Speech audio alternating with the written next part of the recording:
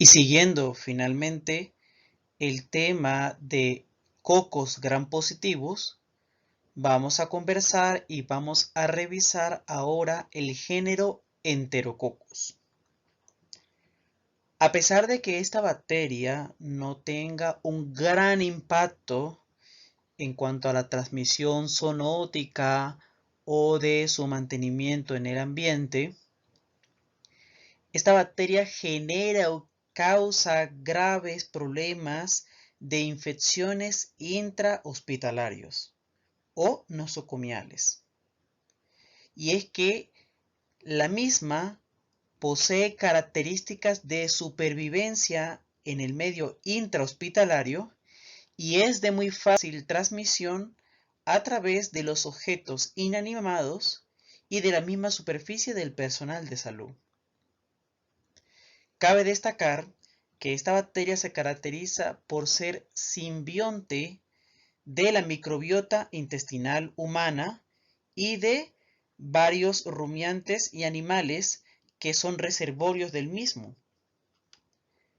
Sin embargo, la próxima lámina que vamos a ver, y es donde empezamos a analizar efectivamente este género bacteriano, y es que se dispone que hay una línea subversiva en cuando la bacteria actúa como comensal y cuando comienza a ser patógeno. Fíjense, por allá en el año 1980 se descubrió un paciente que tenía una endocarditis y al momento de aislar la bacteria, la denominaron Sigmogenous micrococcus. Es decir, esta bacteria era denominada dentro de la familia Micrococcus.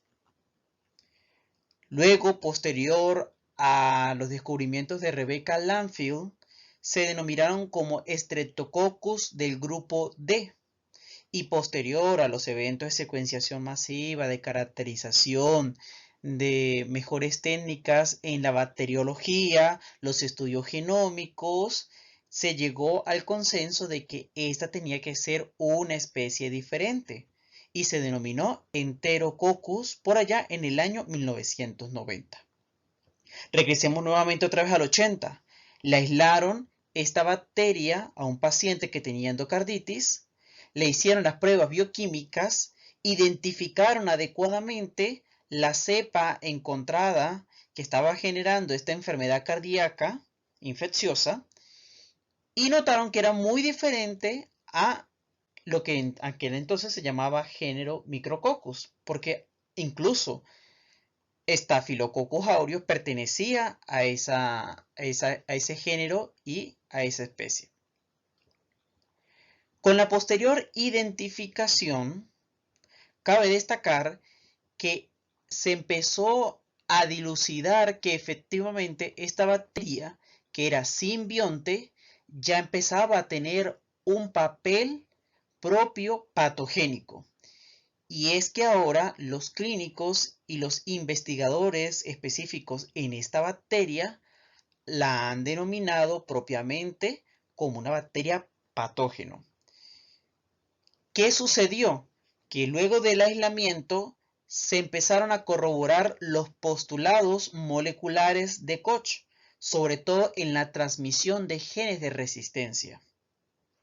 Y es así que luego de la identificación de los determinantes de patogenicidad, se llegó a establecer verdaderamente el papel del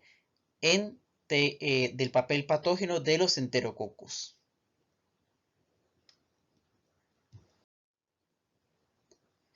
Observen la siguiente lámina que en la imagen que presento se encuentra esquematizada el epitelio intestinal. Y observen que en ambos lados de la barrera epitelial se ven los dos ejemplos del papel que puede tomar la bacteria enterococo. A su mano izquierda observarán que el enterococo posee o tiene actividad comensal en pacientes inmunocompetentes. Es decir, todos nosotros tenemos la bacteria en el intestino, pues forma parte del nicho de la microbiota intestinal. Puede tener actividad en algunos y en otros no, como la formación de biofilm, tiene factores de adherencia que permite vivir en el nicho del intestino e incluso en condiciones de inmunocompetencia, esta bacteria inhibe la colonización de algunos patógenos entéricos que son estrictos, tales como Salmonella, Shigella y otras enterobacterias. Y en el mejor de los casos, en un adecuado equilibrio con todas las bacterias que forman parte de la microbiota intestinal, Enterococcus permite un homeostasis y una adecuada integridad de la mucosa intestinal. Nótese que luego puede haber un efecto desencadenante que activa la bacteria en patógeno. Más adelante vamos a conversar de cuáles son estos mecanismos moleculares que hacen el cambio de switch o el interruptor molecular que adecua a la bacteria. Ahora ya no va a proteger el tejido del huésped, sino ahora comenzará a producir efectores bacterianos, proteínas, enzimas que van a causar lesión al lugar donde pueda llegar a colonizar. Incluso tiene proteínas que evitan la respuesta inmunológica. Puede crear infecciones crónicas y persistentes, bien difíciles de tratar en el ámbito hospitalario, puesto que esta es una bacteria que ya intrínsecamente posee resistencia a algunos antibióticos. Y la transmisión horizontal de los genes de resistencia es muy común en este género. Además, que en conjunto con otras bacterias que son oportunistas, bajo el concepto de inmunodeficiencia o caída de la actividad del sistema inmune, puede generar infecciones bastante comprometidas y complicadas en aquellos pacientes intrahospitalarios. Por tanto, ya podemos definir algunos de los puntos más importantes de las infecciones por esta bacteria. Ambiente de importancia clínica intrahospitalario.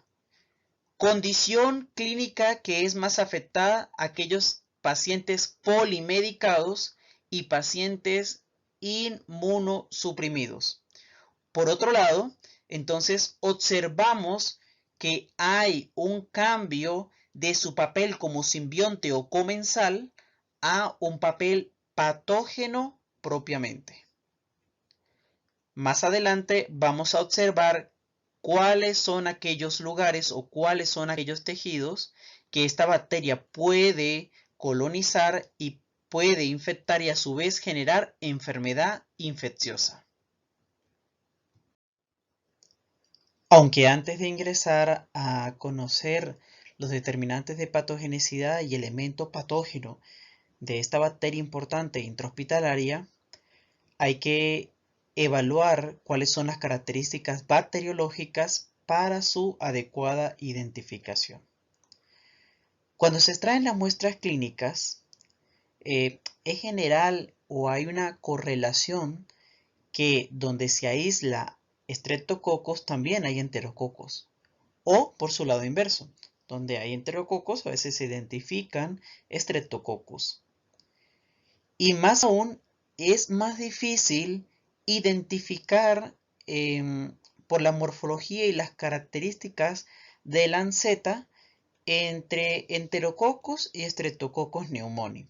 Es por esta razón que se utilizan pruebas bioquímicas y algunas asociaciones de crecimiento para evidentemente corroborar cuál es el agente que está causando la enfermedad. Cuando se toma la muestra y se lleva a un agar sangre o de sangre de cordero o agar chocolate, también puede ser,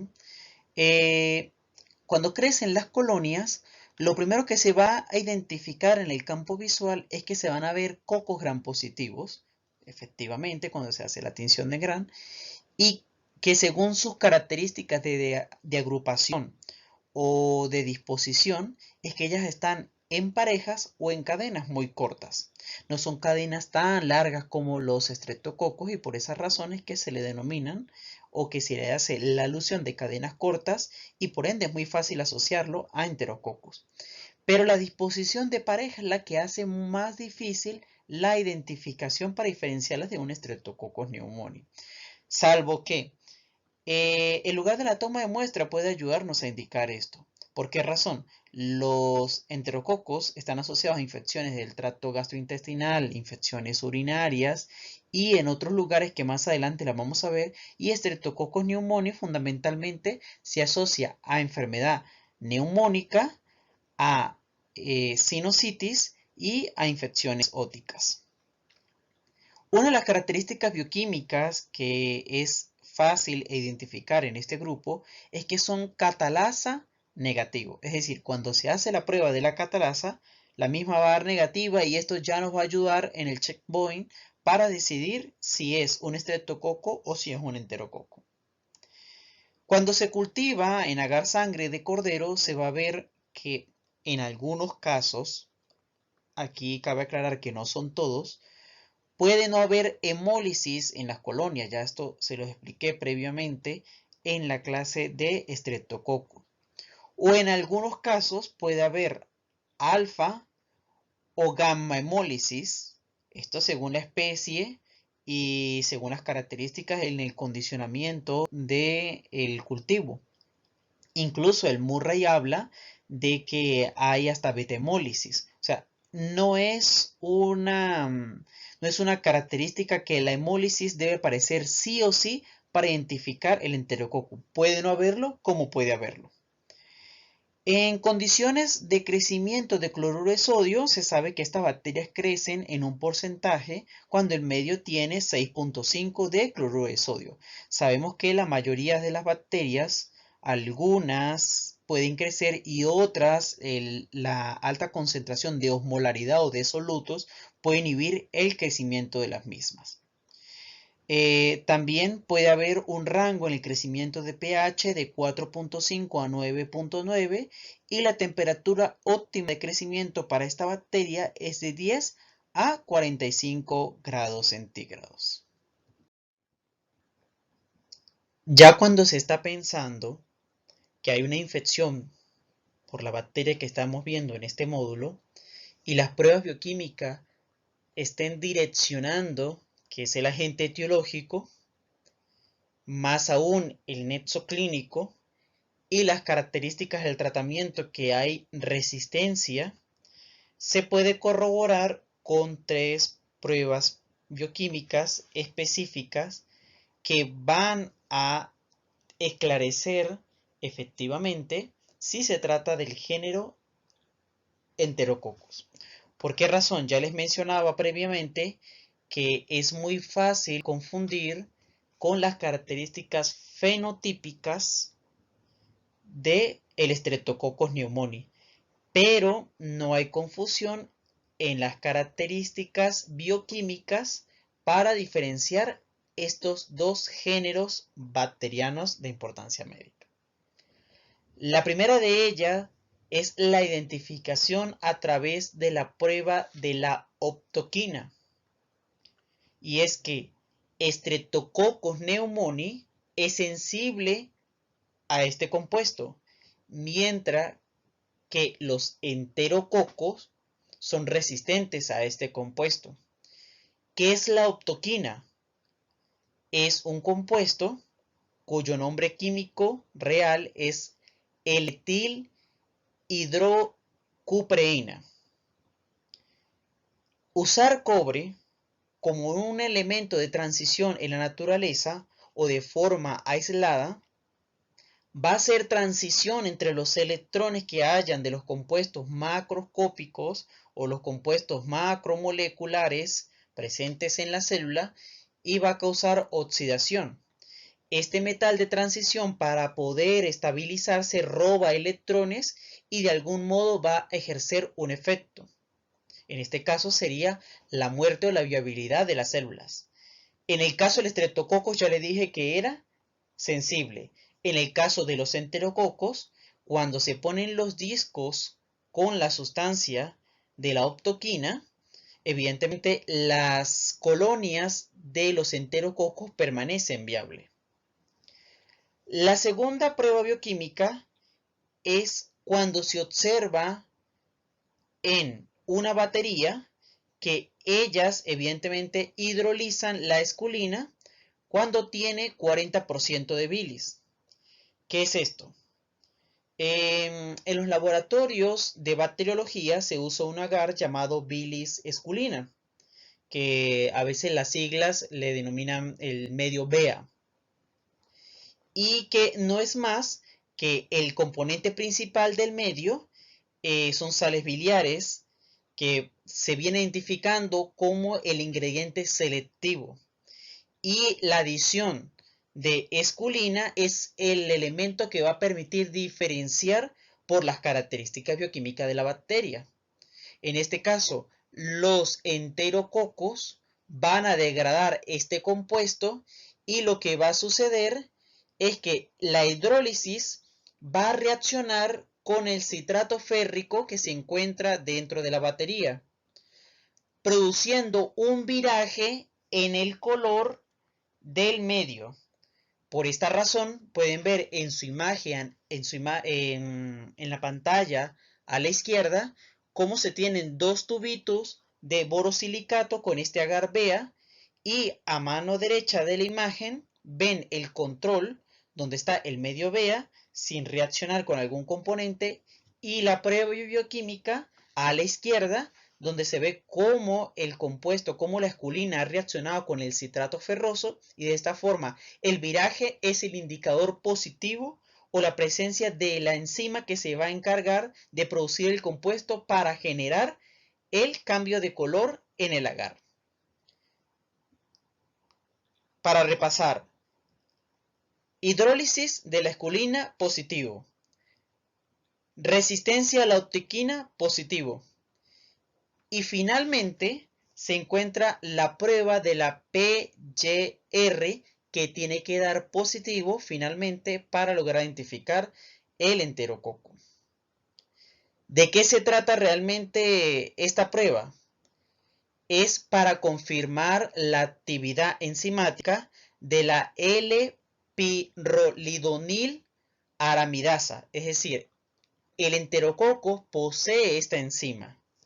Por esta razón, entonces, se le somete a que la colonia bacteriana entre en contacto con el disco impregnado del compuesto, que va a permitir identificar propiamente que esta enzima está. El compuesto se denomina pirrolinodil beta-nastilamida, y bajo condiciones de crecimiento habrá nuevamente viraje, como lo vimos en la prueba del medio BEA. El cambio de color va evidentemente a redireccionar la positividad de la prueba. Nótese en el cuadro inferior derecho cómo una prueba bioquímica de la PGR da positivo. Precisamente al tener un compuesto nastilamido, va a haber un viraje a un color rosado, y es que el compuesto empieza a tener actividad. ¿Cómo se debe cultivar esto? Bien, en el laboratorio, generalmente en anaerobiosis, en condiciones de 35 a 37 grados centígrados durante 20 minutos, es que someten estas pruebas. ¿Y cómo se hace para diferenciar? Bien, la actividad positiva va a dar cuando evidentemente el disco, o en este caso el frasquito, va a dar positivo, y negativo cuando permanezca el color amarillo. Y de esta forma, bajo estas tres pruebas que dan positiva: resistencia a la optoquina, hidrólisis de la esculina y actividad de la PGR, se podrá diferenciar un enterococo de un Streptococcus pneumoniae. ¿Dónde se pueden encontrar los enterococos? Bien, en respuesta a esta pregunta, los taxónomos identificaron que este género bacteriano se dividió o se desplazó de su ancestro común unos 425 millones de años aproximadamente. Y estas diferencias permitieron entonces que, aunque parece muy raro, pero permite o esta bacteria coloniza e infecta, e incluso en algunos casos puede generar enfermedad en invertebrados, en insectos y en mamíferos, como ustedes lo ven en la imagen. ¿Qué lleva a pensar esto? Vamos a recordar los elementos bacteriológicos para que vean que tienen relación con la imagen que les estoy presentando de la infección amplia de diferentes huéspedes. El hecho que resista a un amplio rango de pH, que pueda sobrevivir a altas concentraciones de sal y que pueda crecer en condiciones donde haya nutrientes específicos para poder proliferar.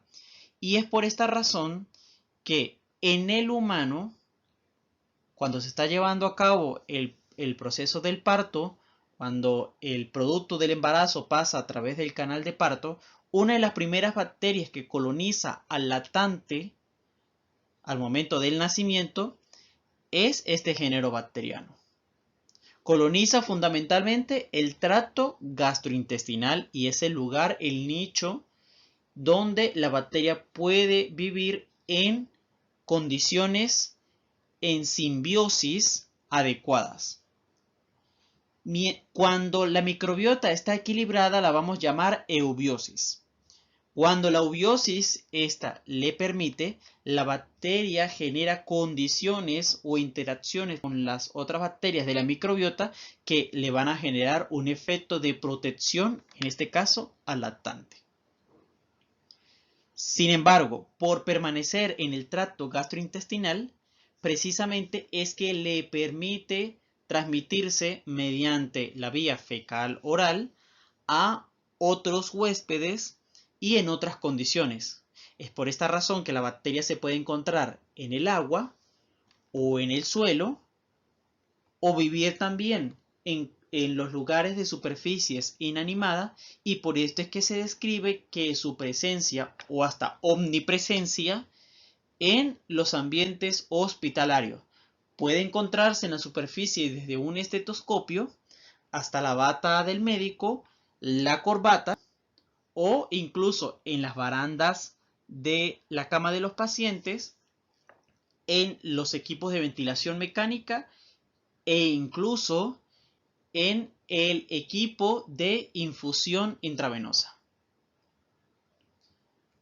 Dado a que la bacteria no necesita de condiciones óptimas para su crecimiento, la cual la misma y debido a características ausotróficas que posee la misma, puede replicarse en pequeñas proporciones en estos lugares, genera el biofilm a través del quorum sensing. No voy a hablar de quorum sensing en este tema, sino más adelante.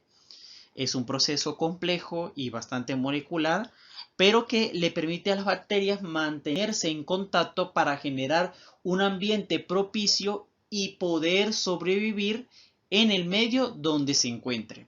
Por esta razón es que ha sido difícil erradicarla e incluso los estudios con desinfectantes en esta bacteria han revelado de que es resistente al duodecil sulfato de sodio y a los agentes catiónicos que permiten eliminarla en estos ambientes, sobre todo que es de gran importancia en mantenerlos estériles para evitar la contaminación cruzada de los pacientes o las infecciones de punto de partida del catéter o de los espacios abiertos que hayan en el paciente. Como les había mencionado previamente, dentro de este amplio grupo, que son más de 40 especies, que antes se clasificaban como estreptococos del grupo D, por allá en el 84, ya tienen un grupo bacteriano, un grupo taxonómico definido. Las especies de importancia clínica que deben resaltar en el ámbito clínico son Enterococcus fecali, Enterococcus faecium, Enterococcus gallinarum y Enterococcus caseliflavus. Siempre se le ha dado más importancia a Enterococcus fecali porque es el que está más ampliamente distribuido y es el que generalmente se asocia en los aislamientos clínicos. Aunque Enterococcus faecium tiene una mayor carga de mortalidad, es decir, el aislamiento de este agente se asocia mucho al evento de mortalidad y esto puede deberse a la aparición de los genes de resistencia contra la vancomicina. Sin embargo, Enterococcus fecalis se ha aislado más en los ambientes clínicos, como ya les había mencionado previamente, y se asocia de igual modo con los eventos de endocarditis y de bacteremia. ¿Dónde se va a encontrar este cocobacilo de importancia a infecciones nosocomiales o intrahospitalarias? Lo primero que se debe resaltar en este aspecto, y se los repetiré en cada lámina para que no se les olvide, es que esta bacteria forma parte de la microbiota del cuerpo humano. La mayor asociación se hace en el intestino, donde Enterococcus fecalis puede encontrarse de 10 a la 5 a 10 a la 7 microorganismos por gramos de heces, y esto sobre todo en el intestino grueso. Por otro lado, autores han señalado que puede encontrarse hasta en el 20% de la población en la cavidad bucal. Y también se ha descrito que forma parte del microbioma vaginal. Es decir, son diferentes los espacios o los lugares donde se encuentra esta bacteria. Desde el punto de vista clínico, el paciente hospitalizado y el personal médico van a ser los principales actores en la cadena epidemiológica. El paciente hospitalizado será el portador de la bacteria, quien lo traerá desde la comunidad, y el personal médico es quien se va a encargar de trasladarlo en los espacios médicos. El lugar o donde se dice que puede ser el reservorio son los animales de granja, tales como el pollo, el ganado, el cerdo, Swiss Scruffa. Aunque la transmisión puede ser cortada, como ya se ha dicho durante la pandemia, la transmisión de un microorganismo patógeno puede ser interrumpida a través de la adecuada manipulación y la adecuada desinfección de las manos y de la indumentaria que se cargue en el momento. Fíjense, para transportar la bacteria, las manos del personal médico son los que pueden llevar de un paciente a otro o que permanezca en la superficie el enterococo. Esto es lo que se denomina infección cruzada o transmisión cruzada. Y una vez que la bacteria ha logrado salir del espacio e instaurarse en otra, específicamente en objetos inanimados, puede permanecer viable por mucho tiempo e incluso por desecación debido a la falta de nutrientes. Puede vivir en tensiómetros, estetoscopios, termómetros, dispositivos ópticos, las barandas de las camas de los pacientes, hasta en la misma ropa del paciente o del personal médico. Esto es lo que permite que la bacteria esté ampliamente distribuida en los espacios hospitalarios.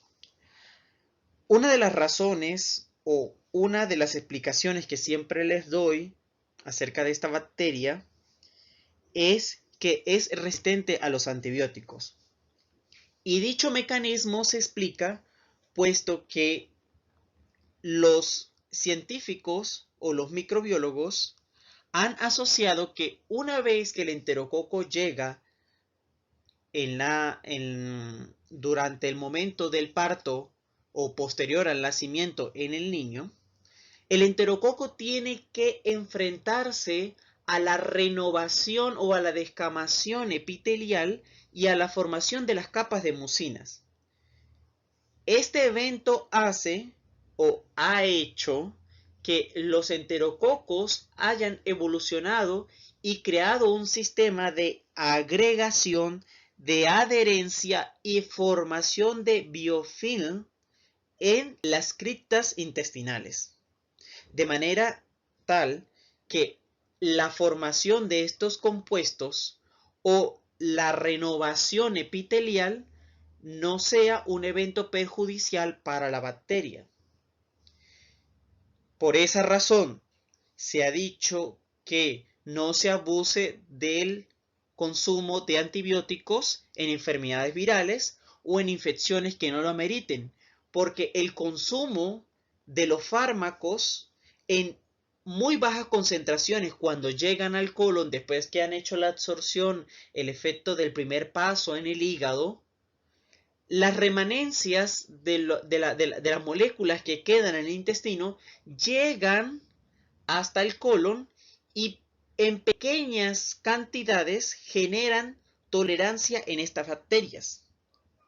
Es por esta razón de que la mayoría de estas bacterias en la edad adulta, cuando se pueden tratar, el espectro o el rango de elección de tratamiento es muy bajo porque durante toda la vida el paciente tomó o ingirió fármacos que no eran necesarios en el caso de las enfermedades virales o abusó de los mismos, y en este caso ya el enterococo es multiresistente debido a la exposición continua que tenía con estas moléculas. También, por otro lado, se ha descrito que esta bacteria tiene acciones simbióticas y que genera bacteriocinas de carácter hectamérico que tienen actividad antimicrobiana contra otros patógenos, tales como los gusanos Toxocaracanis, contra la bacteria Listeria monocytogenes e incluso contra la misma bacteria Enterococcus fecalis, pero con carácter patogénico. Presten atención a este gráfico que describe cómo se generan los procesos patológicos y de virulencia cuando hay el cambio de simbionte a patógeno en el humano. Normalmente los enterococos forman asociaciones de simbiosis con el huésped, pero hay un momento donde hay cambios en el ambiente y propiamente en la transcriptómica de la bacteria para que genere enfermedad. Fíjense en el segmento B del cuadro. Cuando hay una sobrepoblación de enterococos, es que se desencadena o se gatilla el proceso de generación de enfermedad. Por un lado, el huésped tiene que tener un proceso de inflamación o un elemento desencadenante de disbiosis, es decir, altera la microbiota intestinal. Y por el lado de la bacteria pueden haber mecanismos o factores que desencadenen esta sobrepoblación, tales como que el paciente esté bajo tratamiento antibiótico, agentes externos que determinen disbiosis como cambios en el pH, la llegada de una molécula no convencional o la reducción de los péptidos antimicrobianos que genera la mucosa intestinal. Esto hace que el número exponencial de enterococos aumente y es así como comienza el proceso de translocación. Vamos ahora al segmento C. Uno de los escenarios es que hay sangrados intestinales y este este evento, cuando ocurre en la disrupción de las células epiteliales, puede permitir que los enterococos pasen fácilmente sin ningún problema. En condiciones patognomónicas, los neutrófilos van a migrar rápidamente hacia el lugar y van a generar una respuesta inflamatoria y el proceso de netosis. No voy a describirlo aquí. Esto ya forma parte de inmunología de tercer año, pero sepan que hay un proceso de netosis donde los neutrófilos se estallan y generan trampas de ADN junto a las histonas para atrapar las bacterias. Esto hace que se amplifique una respuesta inflamatoria intestinal. Normalmente, los enterococos tendrían que ser controlados y ser captados por los neutrófilos. Debería haber también fagocitosis y migración leucocitaria, pero todo esto se ve desaventajado en pacientes que son neutropénicos o en aquellos pacientes que están polimedicados. Por esta razón es que el paso de esta bacteria genera la bacteremia. Se sabe que los enterococos no son muy virulentos y, como ya les mencioné, la carga mortal le pertenece a Enterococcus faecium, pero debería ser este proceso controlado y por esta razón es que hay que tomar en cuenta de no abusar de los antibióticos porque en algún momento puede ocurrir este evento de sangrado intestinal.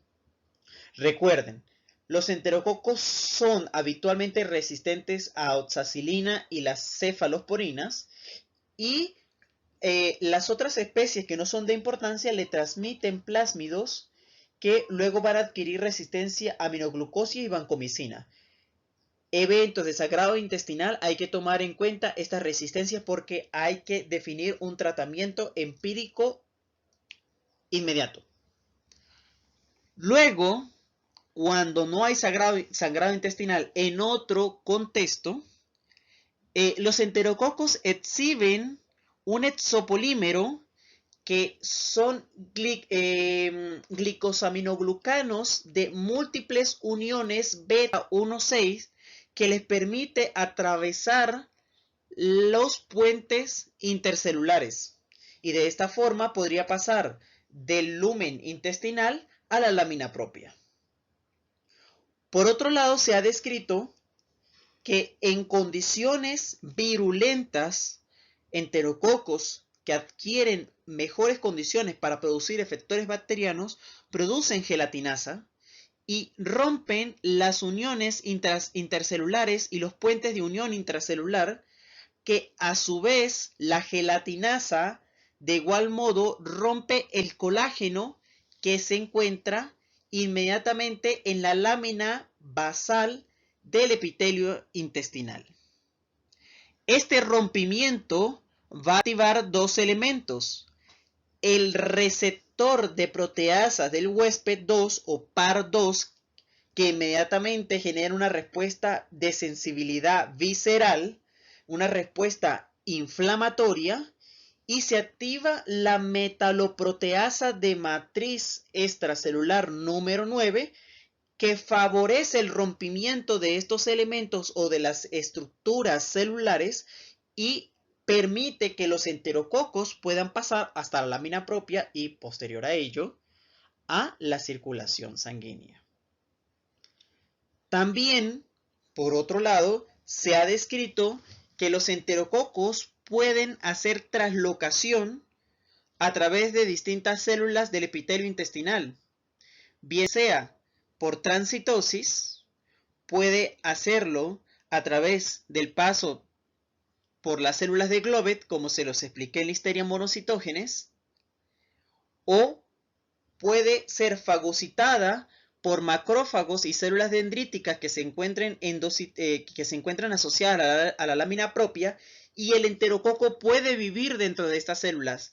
E incluso, lo que más llama la atención es que algunos estudios refieren que esta bacteria puede vivir dentro de los nódulos linfáticos mesentéricos. Una vez que la bacteria llega al medio interno, o a los lugares donde no es habitual encontrar esta bacteria, hay cambios metabólicos. Esto permite que los factores bacterianos o los determinantes de patogenicidad empiecen a expresarse. Hay un alto consumo de nutrientes porque los mismos que están disponibles en el medio interno no son los que están en el lumen intestinal. Hay expresión de factores de virulencia y hay respuesta ante la resistencia de la bacteria contra los elementos del sistema inmune. Y de esta forma comienza el proceso patognomónico o el proceso patogénico de la bacteria dentro del organismo y se generan las enfermedades que más adelante les voy a explicar. En esta gráfica ustedes podrán observar cómo el enterococo burla las funciones del sistema inmune. En condiciones normales, la bacteria tiene que ser ozonizada y luego, mediante la interacción con los receptores, va a ser fagocitada. La unión del fagosoma con el lisosoma va a terminar en la degradación o en la eliminación del microorganismo. ¿Qué sucede o cómo burla o cómo se expresa la resistencia de la bacteria ante los elementos del sistema inmune? Primero, la bacteria expresa gelatinasa. Son los pequeños, las pequeñas figuras que ustedes observan en la mitad de la imagen que tienen un color fucsia. La gelatinasa comienza a degradar las proteínas del complemento y de esta forma no permite que interactúen con los receptores. En algunos casos se ha descrito también que Enterococcus puede generar una cápsula y es la figura verde que redondea la bacteria y esto no permite que pueda ser reconocida por los elementos del sistema inmune. Además, para señalizar a otras células del sistema inmune que está ocurriendo una infección, el Enterococcus produce un factor desconocido que va a tener una actividad intracelular en evitar la expresión o la señalización del factor nuclear kappa de los linfocitos B.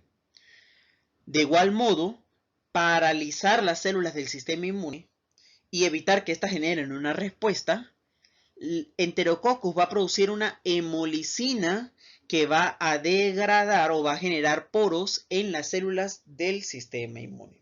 Y esto ayudaría a que la bacteria permanezca en el medio interno o en la sangre y promueva el proceso patogénico y es la mejor forma de describir en aquellos pacientes que llegan hacia el evento de mortalidad.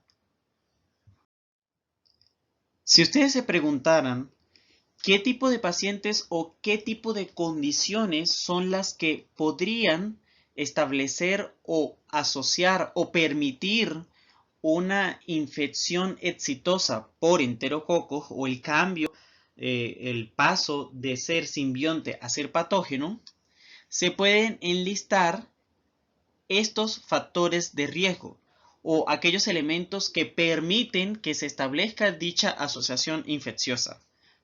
Primero, tienen que saber, y lo vuelvo a repetir, que el microorganismo se encuentra en el tracto gastrointestinal. Hagan esta asociación, enterococos, tracto digestivo. Y los pacientes deben tener una enfermedad de base y mientras mayor sea la gravedad de la misma, mayor va a haber la posibilidad de que se establezca la infección. Vamos por citarles un ejemplo. Paciente obeso. La inmunogenética ha descrito que los pacientes obesos tienen un perfil inflamatorio y por perfil inflamatorio no permite que los mismos elementos del sistema inmune puedan eliminar infecciones oportunistas. Y esto es por la misma tormenta de citoquina que aún no termina de equilibrarse y es lo que se ha descrito en el COVID. Como el sistema inmune ya está comprometido por la misma condición patometabólica del paciente, no puede enfrentar la infección que está llegando al organismo. Esto se agrava cuando los pacientes duran o tienen largas estancias hospitalarias. Y si hay una enfermedad o una patología que comprometa la carga o el número o la concentración de neutrófilos en el organismo, el paso del microorganismo hacia el medio interno es mucho más fácil. Favorecen la presencia de sondas vesicales, catéteres vasculares, ya bien sea periférico o de vía central, la cronicidad de una infección urinaria y que ya el paciente haya tenido tratamiento antibiótico con cefalosporina de tercera generación, vancomicina, aminoglucósidos o Astronan. Y si el paciente tiene terapia inmunosupresora o alguna instrumentación en el tracto gastrointestinal, un ostomo, ventilación mecánica en el tracto respiratorio o una sonda vesical o urinaria, la infección por enterococos es muy probable. Condiciones que también van a favorecer diabetes, quemaduras extensas mayor al 30% de superficie corporal y cirugías o incisiones de largo tramo. Corresponde en este nivel de la microbiología es saber qué enfermedades producen los microorganismos, más no su cuadro clínico, su forma de presentación, sintomatología y tratamiento. No, aquí simplemente vamos a saber qué enfermedades puede generar el agente microbiano.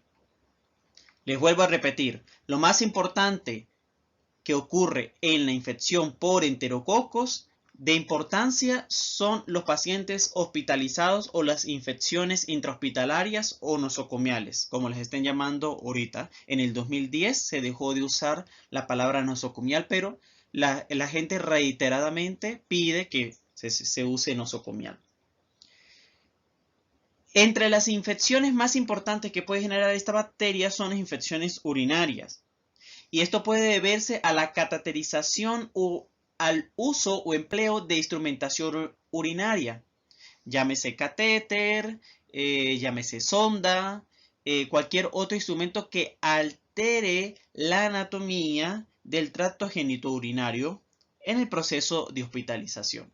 ¿Qué genera? En algunos pacientes puede haber infección asintomática, puede haber cistitis no complicada, o puede haber cistitis asociada a pielonefritis. También se observa en el escenario de la infección peritoneal, que es microbiana, que es polimicrobiana, porque puede haber bacterias anaerobias, bacterias gram positivas, bacterias gram negativas, y que los enterococos se asocian a la fuga de bacterias intestinales. Recordemos que los enterococos forman parte del microbioma colónico. Y ellas pueden formar parte de esta infección, pues debido a traumatismos o revestimientos intestinales que pueden llegar a generar esta enfermedad. Muy importante, enfermedad peritoneal, considerar enterococos.